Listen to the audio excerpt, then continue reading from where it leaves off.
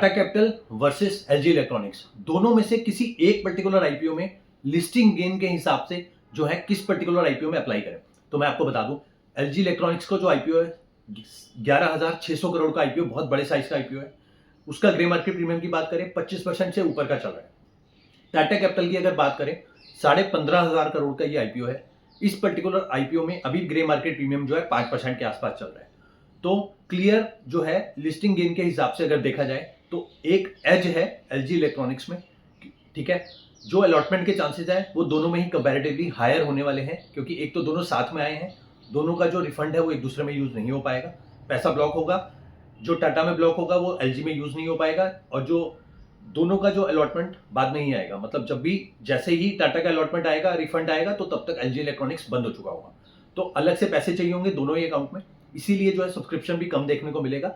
Wild subscription ऐसा नहीं आएगा, 40-50 टाइम्स हो गया, ठीक है। अब मैं बात कर लूं, अगर लिस्टिंग गेन के हिसाब से देखा जाए तो प्योर जो है दोनों में से अगर कोई एक चूज करना हो तो एलजी इलेक्ट्रॉनिक्स को आप आंखें बंद करके चूज कर सकते हैं। उसकी एंकर इन्वेस्टर लिस्ट भी बहुत अच्छी आई है। बट ऐसा नहीं है कि आपको टाटा कैपिटल को अप्लाई नहीं करना।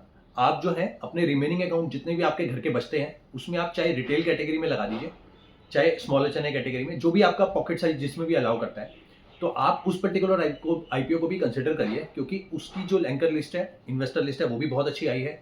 साथ ही उसमें जो अनलिस्टेड स्पेस में उसका जो भाव था 800,000 रुपए के आसपास, उसके कंपैरेटिव जो है अभी काफी अच्छे भाव पे जो ये आईपीओ है टाटा कैपिटल का लॉन्च हो रहा है।